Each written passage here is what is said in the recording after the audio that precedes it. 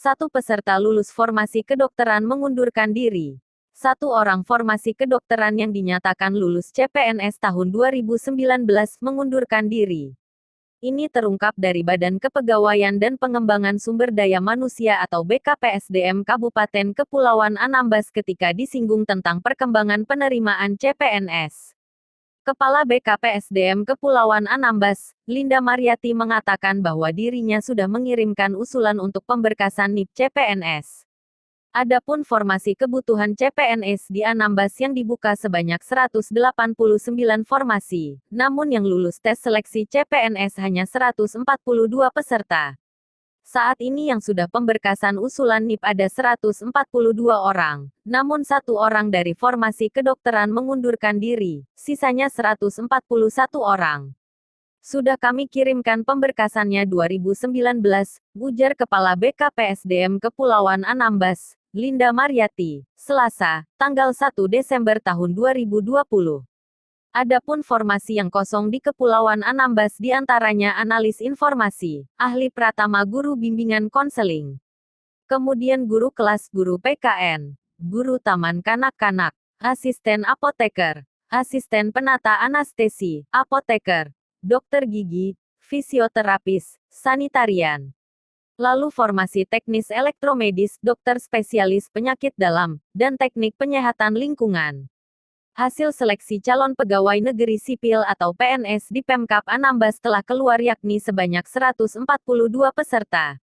Sebelumnya CPNS Kabupaten Kepulauan Anambas yang mendaftarkan diri mengikuti seleksi CPNS berjumlah 1.950 peserta.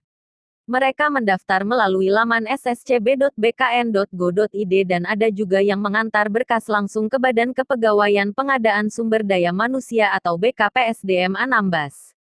Dari 1.950 peserta yang mendaftar, yang lulus mengikuti ujian SKD sebanyak 1.756 orang. Selanjutnya yang lulus untuk mengikuti ujian SKB 294 peserta.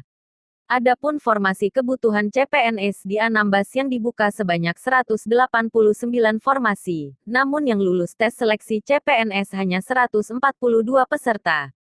Benar kita yang lulus hanya 142 peserta, dan itu kurang dari jumlah formasi yang kita butuhkan, ada yang tidak jebol SKD-nya. Ada yang tidak mengambil karena formasinya kosong, seperti dokter spesialis kan tidak ada yang ngambil. Makanya dia kurang, ujar Kepala Bidang Pengadaan dan Informasi Aparatur, Safari Amin, Jumat, tanggal 6 November tahun 2020.